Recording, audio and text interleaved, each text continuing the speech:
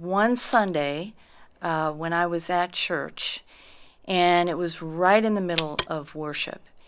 And the band was on stage, and the fog machine is going, and it's high energy, and the PowerPoints are flashing, and I'm in the midst of these 3,500 people feeling utterly alone. Everything you do from then on is different. One of the detectives, I think his name was He was a Derek. golden boy. All we can do right now is come together. Extreme domestic violence, multiple rapes. So great to have you on life support, and what we do here is introduce you to Christ in a deeper way, and often trauma does that, and so we want to help you learn to deal with difficult things in life and cast a Christian worldview on that and what Christ can do to help you and how to navigate church in many instances. So good to have you, and our guest has a unique powerful story. Her name is Melinda Cathey. Melinda, thanks for being here. So good to have you. And you're a trauma therapist, missionary. Yes. Spent lots of time in Russia. Yes. So, Melinda, that's quite a starting point right there. How does all that fit together? Well, first of all, thank you for having me. It's really good to be here. So I started out as a marriage and family therapist back in Chicago, and my husband had a calling to go to Russia, and so I was working in a private practice and in a church environment, both of those environments as a therapist. And when he finished seminary was right when the wall came down in Russia. He had wanted to go to Russia, but there was no opportunity. And when he finished seminary, the wall came down. We had an opportunity to go into St. Petersburg, leading a team there. And so I quit my private practice, followed him to Russia, and off we were. And so it was while we were there, and we went over with our oldest daughter. She was 14 months old at the time, and then we had two other children while we were there for over a decade.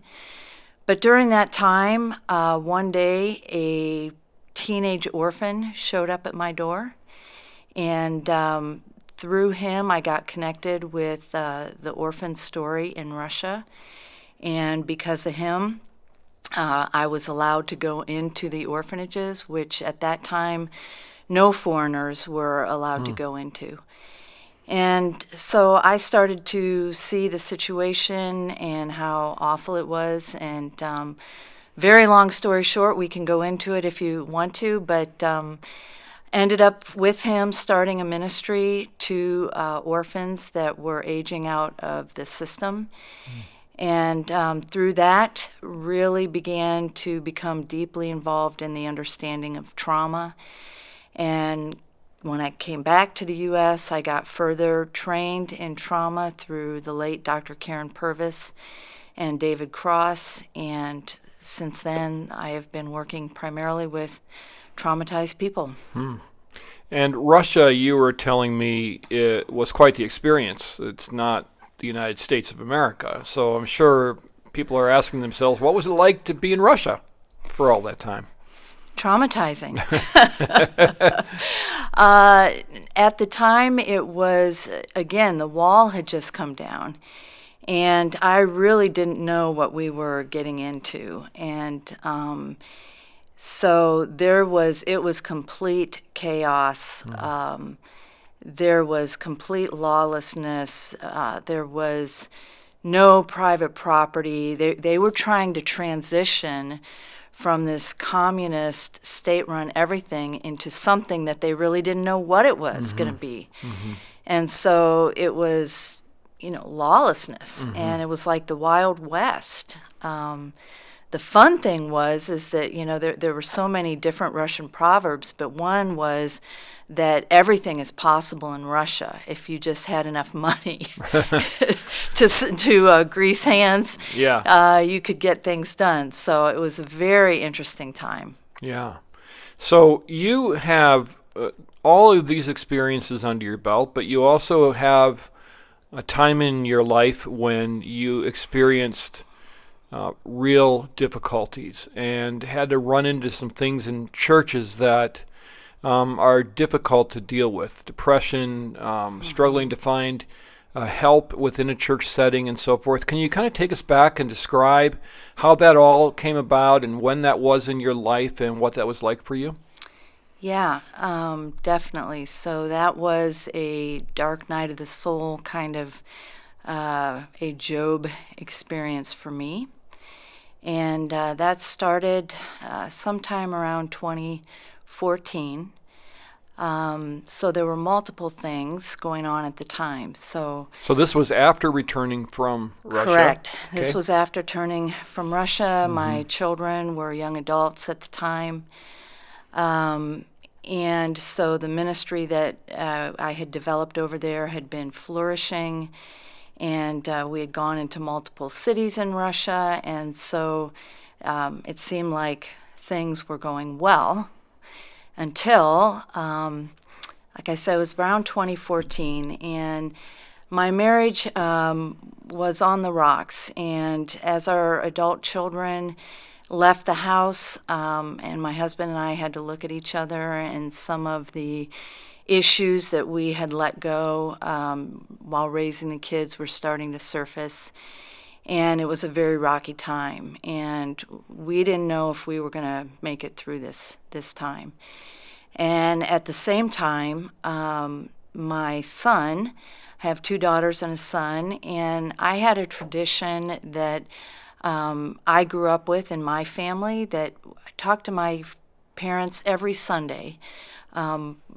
Even when I was overseas, we would try to connect every Sunday. And so I had continued that tradition with my children. And this one Sunday, I was talking to my son, and he informed me that I could no longer call him or talk to him, that he didn't want me in his life, and he would talk to me when he wanted to, and I had to wait until he was ready to reach out. This was completely out of the blue, and was devastating for me because my family and my ministry were my life. Mm-hmm. And really my identity had been wrapped up in being a mother. Mm-hmm. That was the primary thing that I wanted to do in my life, was to be a mother, and then to serve God through my mission work. So my son and I had been very, very close, and this was devastating to me. And there was no explanation. And very shortly after, my youngest daughter pretty much said the same thing. Within a month, she cut me out of her life. My oldest daughter was very close to her siblings, but she, and I tried to get to her and ask, what's going on? Well, I was putting her in the middle, which was a very difficult situation. Mm-hmm. She was trying to keep the confidences of her brother and sister, and so she wouldn't tell me, so she just was silent. And then around that time as well, there were some false, I'll say fake news that had risen up around me, around my ministry.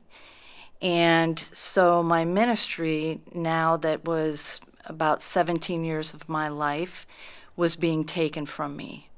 So within a span of 6 months, my marriage was on the rocks. All of my kids were not talking to me, and my ministry had been taken from me.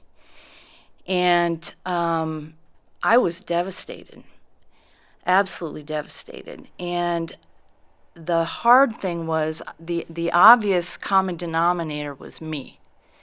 And so I'm feeling like just complete depression and wondering what is wrong with me. Yeah, that's heartbreaking. Yeah. Yeah. So, but the hardest thing of all is that no one would tell me what was wrong with me. No one would talk to me. There was just complete silence. And so this actually went on for 2 years. And so I went into a deeper and deeper depression and complete silence from in my ministry and from my family. And so I reached out to the one person who I felt safe, who was my mentor, and he had been my mentor and counseling partner, best friend for 30 years. And unbeknownst to me, until I reached out to him, he was actually seeing my oldest son professionally. And so he told me he couldn't talk to me either. So this was Because of a counseling confidentiality. Correct. So, but he wouldn't tell me anything. So again, Yeah. there's just complete silence, confusion. I'm left alone. So everything has been cut off. Everything Everything that has has been meaningful to you, has given you life, correct. gone. Gone. Just like that. Gone. With no explanation. With no explanation. What do I do about it? Right. And so I tried to reach out to my 3 older brothers who are in another state and were very close to me. 2 of them were in their own crisis, and one brother was in the midst of cancer and cancer treatments, and they just had no energy for me. And my 3rd brother, he was trying to take care of them and their families, and he has limited capacity because of sustained tragedies that he has experienced in his life. So I wanted to be very careful and honoring of him, to not put more on him than he could handle. So my family, again, my extended family, just felt cut off. So you'd gone from being in Russia at one point and having this very unique, I'm sure, fulfilling and challenging time where your life was full and purposeful and you were raising your family. And now here you are back in the States and everything seems to be falling apart. Correct. So what did you do? Well, so I did try to reach out. We were in a small group, and A small group at your church? small group at church. Okay. Yep.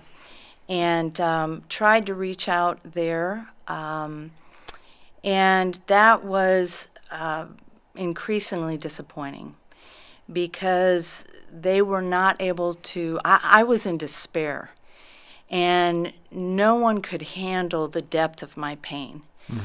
And so they didn't want to hear it. They would try to fix it. They would try to laugh it off. They would try to minimalize it, give me a verse, tell me things like, oh, Melinda, everybody goes through this. You'll be fine. None of which are the least bit helpful. None of which are the least bit helpful. Yeah.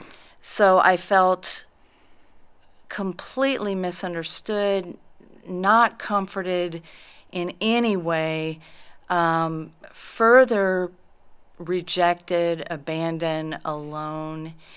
And I think the worst thing was I was also serving in this church, and it was just small group in church ended up being the worst 2 hours of the whole week. Just horrible. And one Sunday, when I was at church, and it was right in the middle of worship, and the band was on stage, and the fog machine is going, and it's high energy, and the PowerPoints are flashing, and I'm in the midst of these 3,500 people feeling utterly alone and despairing. And I just broke down. And I realized that there was not one single person in these 3,500 people that actually knew me. And Including your small group. including my small group. And I just could not, it just felt so unreal, inauthentic. The songs are always happy, happy, happy. And I'm like, I know I'm not the only one in this space that is having a hard time, but I don't know how to connect or how to be here. There's never any songs like, when you hear the spirituals that come out of slavery. Yeah, right. Those Yeah. are the songs that I could relate to. I'm like, Yeah. where are those songs? Yeah.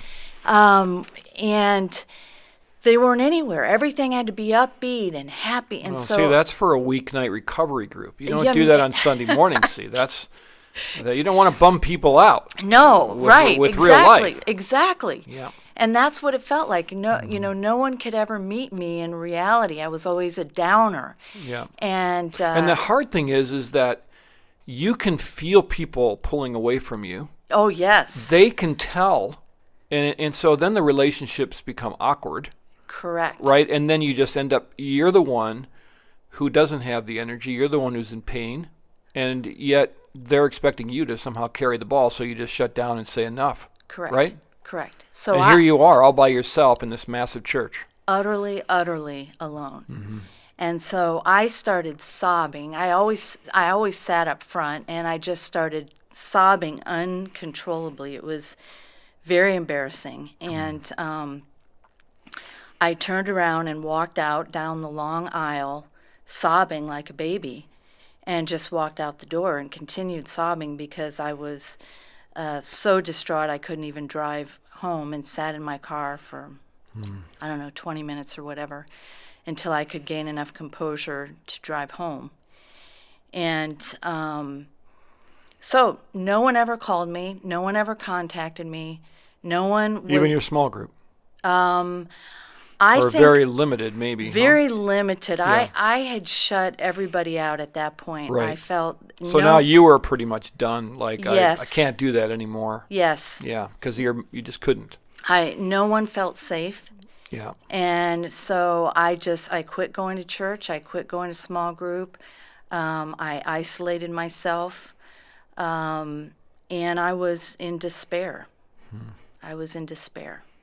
Despair is not a term that we usually use, and it's a word that's very descriptive, though, and it kind of brings the connotation of there's nothing left, Correct.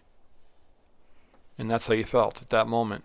Correct. And the places that we're taught to go, the places that we assume we can always go. I mean, most people would say, "Well, I always have my church family, or I always have my family unit." That's all gone. All gone. So here you are all by yourself, and you're alone and trying to figure out what to do. What were you thinking at that point? What kind of thoughts were going through your mind about God, about people, about life in general? What kind of thought processes were happening? They were dark. They were dark. I was definitely suicidal. I was barely functioning. And on top of the despair, there was just a heap of shame because I'm a missionary and a therapist.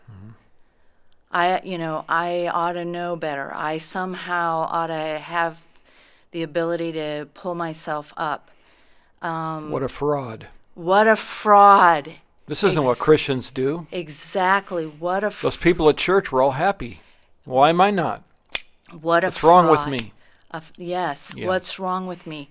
And, again, no one would tell me what was wrong with me, and no one Right. would help me. And so Right. I'm just, You're left to your imagination, right?